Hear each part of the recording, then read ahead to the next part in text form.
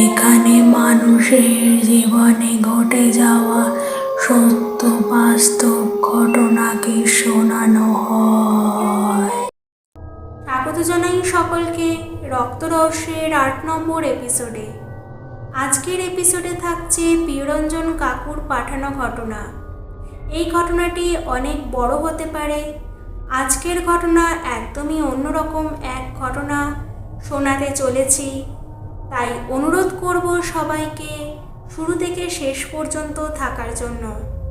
তবে ঘটনায় যাওয়ার আগে বলে দিই একটা কথা, ঘটনা পাঠাতে হলে আমাদের মেল করুন roctorahasyo@gmail.com অথবা রক্তরহস্যের ফেসবুক পেজ ইনবক্সে লিখে পাঠান ঘটনা। সব কিছুর লিঙ্ক ডেসক্রিপশানে দেওয়া আছে। আজকের এপিসোডটিকে লাইক করতে ভুলবেন না, আর চ্যানেলটি সাবস্ক্রাইব করা না থাকলে চ্যানেলটি অবশ্যই সাবস্ক্রাইব করে নিন। আর যদি রক্তরহস্যের ফেসবুক পেজ থেকে দেখেন তাহলে অবশ্যই পেজটিকে ফলো করে নিন। বুধবার আর শুক্রবার রাত ৮টা মনে করিয়ে দেয় এক ভয়ঙ্কর রাত সুস্মিতার সাথে। রক্তরহস্যের ফেসবুক পেজের ইনবক্সে প্রিয়রঞ্জন কাকু ঘটনাটি পাঠিয়েছেন। প্রিয়রঞ্জন কাকু লিখছেন, আমার বর্তমান বয়স ৬০। জীবনে বহু স্মৃতি জমেছে, কিন্তু কিছু স্মৃতি থাকে যেগুলো সময়ের সঙ্গে সঙ্গে ঝাপসা হয় না, উল্টে যতই সময় গড়ায় ততই যেন গাঢ় হয়ে ওঠে। এমনই এক গল্প আজ বলবো, যা শুনেছিলাম আমার দাদুর মুখে। আমি তখন ১৭ কি ১৮, মার সঙ্গে গিয়েছিলাম মামা বাড়ি, মুর্শিদাবাদের প্রত্যন্ত গ্রাম চণ্ডীপুরে। ছোটোখাটো গ্রামে তখনও বিদ্যুৎ আসেনি। সন্ধ্যায় কুপির আলোয় ইজি চেয়ারে বসে দাদু তার হুঁকোর ধোঁয়া ছাড়ছিলেন। আমি পাশে বসে গল্প শুনতে চাইতেই উনি খানিকক্ষণ চুপ করে থাকলেন। তারপরে বললেন, তুই ভূতের গল্প শুনতে চাস? একটা সত্যি ভূতের গল্প শুনবি? আমার নিজের কর্মজীবনে ঘটে যাওয়া একটা সত্যি ঘটনাই তবে বলি শোন। আমি উত্তেজনায় মাথা নাড়লাম। তারপর যা বললেন তা আজও মনে পড়লে হাত পা ঠান্ডা হয়ে আসে। দাদু বলতে শুরু করলেন, ১৯৪৮ সাল। আমি তখন ডাক পিয়নের কাজ পাইনি বেশি দিন। আমি কাজ করি মালদহ জেলার আলমপুর বলে একটি গ্রাম আছে সেখানে। সেই গণ্ড গ্রামের এক পোস্ট অফিসে। বর্ষাকাল, আকাশ ভরা ঘন কালো মেঘ। দূর দূর গ্রামে আমায় যেতে হতো হেঁটেই চিঠি বিলি করতে। বহরমপুর থেকে ফিরছিলাম হেঁটে। সময় বাঁচাতে চণ্ডীপুরের পুরনো মুসলিম কবরস্থানের পাশের রাস্তা ধরে চলেছি। গ্রামে এই রাস্তা নিয়ে নানা রকম কথা আছে। লোকজন ভাবে জায়গাটা অশুভ। এ কথা লোকমুখে পরে জেনেছিলাম। তখন সন্ধ্যা গড়িয়ে রাত নামছে, আকাশে বিদ্যুৎ চমকাচ্ছে। মাথার ওপর বিশাল শিমুল গাছের ডাল বাতাসে দুলছে। কাদা জল ভরা পথ, আর আমি হেঁটেই চলেছি একা। ব্যাগে তখনও একখানা চিঠি, জাফর আলী মণ্ডল নামে এক লোকের। ঠিকানাটা ওই কবরস্থানের পাশ দিয়ে যাওয়া এক গ্রামে। আমি হাঁটছি। হঠাৎ অনুভব করলাম পেছনে কেউ হাঁটছে। পিছন ফিরে দেখি কেউ নেই। জল কাদায় হাঁটলে যেমন ছপ ছপ করে আওয়াজ হয়, ঠিক ওই রকম। দুবার এমন ঘটল। শব্দটা থামে যখন আমি থামি, আবার ঠিক শুরু হয় যখন আমি চলা শুরু করি। লক্ষ্য করলাম আমি যখনই থামছি একটা শীতল হাওয়া বয়ে যাচ্ছে পেছন থেকে। আমার গা শিরশির করে উঠল। ঘন ঘন বিদ্যুতের সঙ্গে বিশাল শব্দে মেঘ ডাকছে। কাছেই বিকট শব্দে একটা বাজ পড়ল। পথ জনমানব শূন্য। এমন সময় যেন কে একজন আমার কানের পাশে বলল, ও ডাকবাবু, আমার চিঠিখানা কই? আমি চমকে পিছন ফিরে তাকালাম। ওই তো নেই। মনে সাহস এনে ভাবলাম, পিয়নের কাজ করতে গেলে অত ভয় পেলে চলে না। আবার বিদ্যুৎ চমকালো, আর সেই আলোয় এক পলকে আমি দেখলাম একটা ছায়া মূর্তি। সাদা গায়ে কাদা মাখা, মুখটা জলে পচে যাওয়া মানুষের মতো। চোখ দুটো উপড়ে ঝুলছে, ঠোঁট চেরা বিশাল হা করা। আমার মুখ দিয়ে আওয়াজ বেরোলো না, পা যেন জমে গেছে। শুধু অনুভব করলাম আমার ঘাড়ের কাছে নিঃশ্বাস পড়ছে, ঠান্ডা দুর্গন্ধযুক্ত নিঃশ্বাস, পচা মাংসের মতো গন্ধ। ঠিক তখনই কবরস্থানের পাশের মসজিদ থেকে বেরিয়ে এলো এক ফকির গোছের বৃদ্ধ।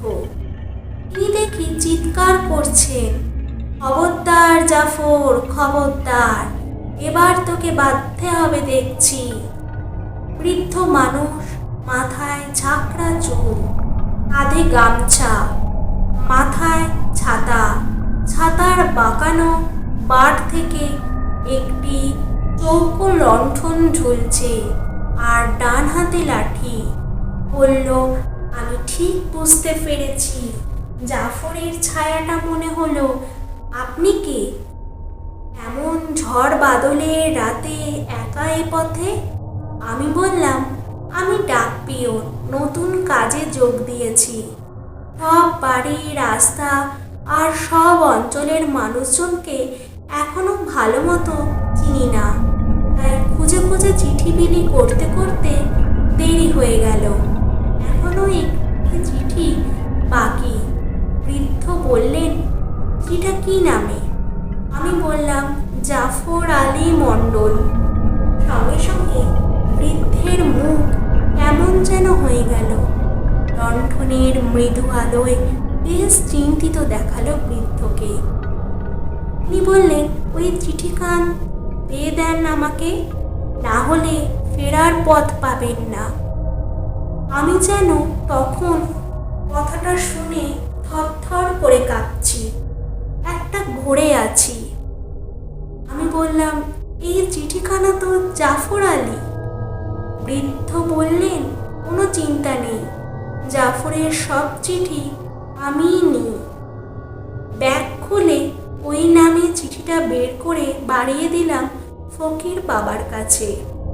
দেখি ছায়ামূর্তিটাকে সম্পূর্ণ দেখা গেল না বটে, তবে কেউ যেন হাত বাড়িয়ে ফকির বাবার কাছ থেকে নিল চিঠিটা।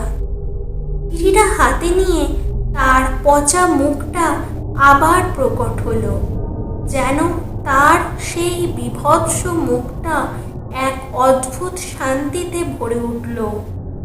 বিদ্যুৎ চমকালো, আর সেই আলোয় দেখা গেল সে আস্তে আস্তে মিলিয়ে গেল কুয়াশার মধ্যে। একটি কবরের একটা অংশে গিয়ে মাটির সঙ্গে একাকার হয়ে গেল। আমি হাঁপাতে হাঁপাতে বৃদ্ধের সাথে মসজিদের ছাউনি দেওয়া চাতালে বসে পড়লাম। বৃদ্ধ বলল, এই হলো জাফর আলী। আমি তো অবাক, এ তো জীবিত কেউ নয়। বৃদ্ধ একটু হাসলেন, তারপর বললেন, না, এ মরে গিয়েছে, মায়ের চিঠির জন্য অপেক্ষা করে। এমন আত্মারা শান্তি পায় না যতক্ষণ না শেষ আশা পূর্ণ হয়। তুমি আজ যত তাড়াতাড়ি পারো বাড়ি ফিরে যাও, এই পুঁথির মালাটা সঙ্গে রাখো। এই বলে এক গ্লাস জলে কি সব বিড়বিড় করে মন্ত্র বলে আমার হাতে গ্লাসটি দিয়ে বললেন, খেয়ে নাও। আমার তখন গলা শুকিয়ে কাঠ হয়ে গেছে। বৃদ্ধ বললেন, আর কোনো ভয় নেই, কাল তো তোমার ছুটির দিন, কাল এসো। এখন পরপর 3 দিন তোমাকে আমার কাছে এখানে আসতে হবে, আমি ছেড়ে দেব, কাল এসো। আমি তোমায় সব ঘটনা বলবো, তুমি নিশ্চিন্ত মনে যাও, তোমার আর পথে কোনো ভয় নেই। সারা রাত ঘুম হলো না। ভোর রাতে কখন ঘুমিয়ে পড়েছিলাম তাও জানি না। তবে আশ্চর্যের বিষয়, বৃদ্ধের হাত থেকে ওই পুঁথির মালাটা নেওয়ার পর থেকে কেন জানি শরীরটা বেশ ঝরঝরে লাগছিল। আমার দুর্বলতাও বেশ অনেকটাই কেটে গেছিল। পরদিন সকালে আবার গেলাম ওই কবরস্থানে, বৃদ্ধের কাছে। বৃদ্ধ তখন সবে নামাজ শেষ করে আমায় দেখে হাসি মুখে বাইরের চাতালে একটা মাদুর বিছিয়ে আমায় বসতে বলে নিজেও বসলেন। দেখলাম কবরের ওপর রাখা চিঠিটা তখনও ভিজে রয়ে গেছে। সেই দিনই জানলাম জাফর আলী সম্পর্কে। সেদিন ওই বৃদ্ধ যে কাহিনী আমায় বর্ণনা করলেন তা আজও ভোলার নয়। বৃদ্ধ বললেন, জাফর আলী আদতে মালদার আজিমগঞ্জের চৌরিগাছা বলে একটা স্টেশন আছে, তার কাছেই ধনির কান্দা বলে একটি ছোট্ট গ্রাম আছে, সেখানের বাসিন্দা। ও নিজের বলতে একমাত্র অতি বুড়ি মা ছাড়া আর কেউ নেই। ছোটবেলা থেকে লেখা পড়া বিন্দু মাত্র শেখিনি। পেটের টানে যে করেই হোক জাফর চলে আসে এখান থেকে পাশের গা কাদা পাড়া, সেখানে লোকের বাড়ি ঘুরে জঞ্জাল পরিষ্কার, ধান রোয়া, ঘর ছাওয়া, যখন যেটা পেত সেটাই করত। আর থাকতো রাস্তার পাশেই একটা ঝুপড়ি বানিয়ে।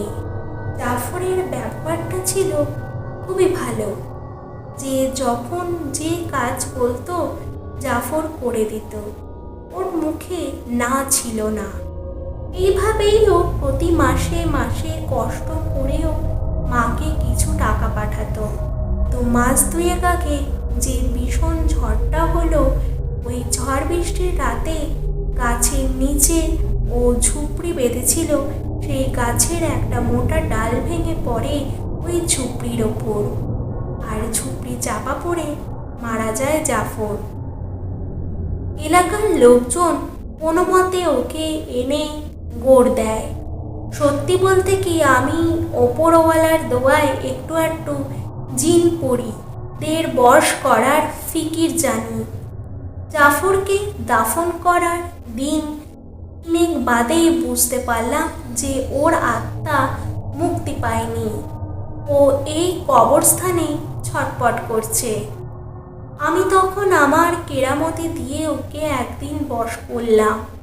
আমি বুঝতে পারছিলাম যে ওকে যদি বশে না রাখা যায়, ও কিছুদিন বাদে বিরক্ত হয়ে মানুষের ক্ষতি করতে আরম্ভ করবে। তারপর ওকে বশ করে ওর কাছ থেকে ওর সব কথা জানতে পারি। ওর মায়ের জন্য ও খুব কষ্ট পাচ্ছে। প্রতি মাসে মাসে মাকে টাকা পাঠাতে না পারলে ওর মায়ের যে চলবে না। মায়ের টানেই ওর মুক্তি ঘটেনি এখনো। ও আমার কাছে খুব কাকতি মিনতি করতে লাগলো। বাধ্য হয়ে আমি ওর আত্মা যাতে মানুষের রূপ ধরে কাজ করতে পারে তার ব্যবস্থা করে দিলাম। তবে ওকে দিয়ে কসম করিয়ে নিলাম ও যেন কোনো মানুষের কখনো ক্ষতি না করে। তারপর রাজি হয়ে গেল। মায়ের অনেক বয়স, আর যে কটা দিন বাঁচবে মাকে যেন না খেয়ে কষ্ট না পেয়ে মরতে হয়। আর সেই দিনের পর থেকে কেউ জানে না, ও ভোর হলেই মানুষের রূপ ধরে চলে যায় দূরের গ্রামে। সারা দিন কাজ কর্ম করে যেটুকু টাকা পয়সা পায় আমাকে এনে দেয়, আর আমিও সেই টাকা ওর মায়ের নামে মানি অর্ডার করে দিই। ওর মাকে চিঠি লিখে পাঠাই, ওর বৃদ্ধা মা গ্রামের কাউকে দিয়ে চিঠি লিখে পাঠায়। তোমার আগে যে পিয়নটা ছিল সেও সব জানতো, তাই জাফরের নামে চিঠি এলেই ও আমাকে দিয়ে যেত।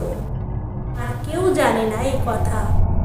হঠাৎ বুকের ব্যথায় তোমার আগের ডাক পিয়ন মারা যায়, তাই আর এ বিষয়ে কেউ জানতে পারেনি। তুমি কাজে নতুন এসেছো তো, তুমি তো এবার সবটুকু জানলে। এবার থেকে জাফরের নামে কোনো চিঠি এলে আমার কাছেই দিয়ে যেও, আমি ওকে পড়ে শুনিয়ে কবরের ওপর রেখে দেব। এতে ওর আত্মা কিছুটা তৃপ্তি পায়। তবে আমি আমার বিদ্যায় জেনেছি ওর মাও আর বেশি দিন বাঁচবে না। ওর মার টানেই জাফর মুক্তি পাচ্ছে না। ওর মায়ের ইয়ান্তাকাল সময় এসে গেছে, আর সেই দিন থেকে জাফরও কবরে শান্তিতে ঘুমোতে পারবে। আর অনেক দিন মায়ের চিঠি পায়নি বলে ওই ঝড় বাদলার দিনে ও খুব উতলা হয়ে উঠেছিল। ও চাইলেই গতকাল রাতে তোমার ক্ষতি করে দিতে পারত, কিন্তু ও কারোর কোনো ক্ষতি করে না। এই ঘটনার পর থেকে আমি কবরস্থানের পথ বহুবার বহু রাতেও ব্যবহার করেছি, কিন্তু আশ্চর্য, সেই রাতের পরে আর একটা দিনের জন্য জাফরের ছায়া দেখিনি। বরং ওই রাস্তা দিয়ে যখনই এসেছি একটা মোটা কালো কুকুর যেন আমায় পাহারা দিয়ে দিয়ে নিয়ে আসতো। আমার ওই কবরস্থানের পাশ দিয়ে চলাফেরা করতে ভয় লাগেনি আর কোনো দিন। দাদু থেমে গেলেন। আমি জিজ্ঞাসা করলাম, তারপর থেকে জাফরের চিঠি তুমি ওই বৃদ্ধকেই দিয়ে দিতে? দাদু একটু চুপ করে বললেন, হ্যাঁ, তবে আমায় বেশি দিন চিঠি পৌঁছে দিতে হয়নি। ওই মাস আসতে বাদে একদিন জাফরের চিঠি নিয়ে দিলাম ওই বৃদ্ধের হাতে। বৃদ্ধ চিঠি খুলে পড়ে আমায় জানালো, গ্রামের একজন চিঠিতে লিখে জানিয়েছে গত সপ্তাহের শুক্রবার সন্ধ্যায় জাফরের মা মারা গেছে। জাফর যেন একবার গ্রামের বাড়ি আসে।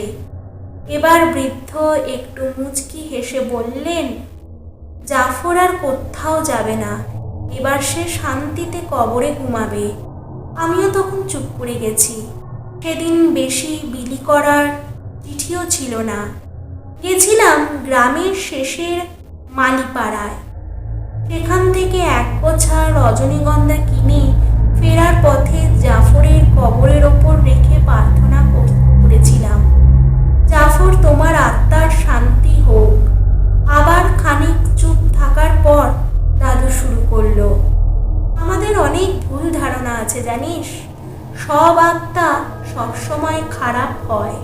কিন্তু না, সব আত্মা মানে নিষ্ঠুর বা খারাপ নয়। ওরা যখন বহু চেষ্টা করেও ওদের প্রিয়জন বলো বা অসমাপ্ত কাজ বলো তার ধারে কাছে আর আগের মতো করে পৌঁছাতে পারে না, তখন মানুষকে ঠিকমতো বোঝাতে না পেরে ওরা ক্ষিপ্ত হয়ে ওঠে। ওদের জগৎটা আলাদা আর মনুষ্য জগৎটা আলাদা। এই মনুষ্য জগতে মায়ার টানে বা কোনো কারণে ওরা আটকে পড়লে বড় কষ্ট পায়। ওরাও চায় ওদের জগতে ফিরে যেতে, কিন্তু না পারলেই ওরা রেগে ওঠে। তারপর বহু বছর কেটে গেল। আমার চাকরির মেয়াদ শেষ হলো। সেই গ্রাম ছাড়ার আগে আবার গেছিলাম ওই কবরস্থানে শেষবারের মতো। শেষবার 2 গোছা রজনীগন্ধা নিয়ে। 1 গোছা রেখেছিলাম জাফরের কবরের ওপর, আর 1 গোছা রেখেছিলাম সেই বৃদ্ধ ফকিরের কবরে। আমি তখন অবাক চোখে, ভাবুক চোখে জানলার দিকে চেয়ে থাকা দাদুর দিকে তাকিয়ে। বাইরে তখন অজর ধারায় বৃষ্টি হয়েই চলেছে। বুধবার আর শুক্রবার রাত 8টা মনে করিয়ে দেয় এক ভয়ঙ্কর রাত সুস্মিতার সাথে। এই ঘটনাটি আমার কাছে সত্যি খুব ভালো লেগেছে। আর যারা এতদিন ধরে আমার কণ্ঠে ঘটনা শুনে আসছো তারা জানোই প্রিয়রঞ্জন কাকুর পাঠানো ঘটনাগুলো কতটা পরিমাণে ভয়ঙ্কর হয়। আজকের মতো এপিসোড এখানেই শেষ করছি। আশা করছি আজকের এপিসোড তোমাদের ভালো লেগেছে। তাও তোমাদের মতামত আমাকে কমেন্ট করে জানাও। প্রতি বুধবার ও শুক্রবার ঠিক রাত 8টার সময় রক্তরহস্যের অফিসিয়াল ইউটিউব চ্যানেল এবং রাত 10টার সময় রক্তরহস্যের অফিসিয়াল ফেসবুক পেজে এপিসোড আসতে থাকে। এখানে মানুষের জীবনে ঘটে যাওয়া সত্য বাস্তব ঘটনাকে শোনানো হয়।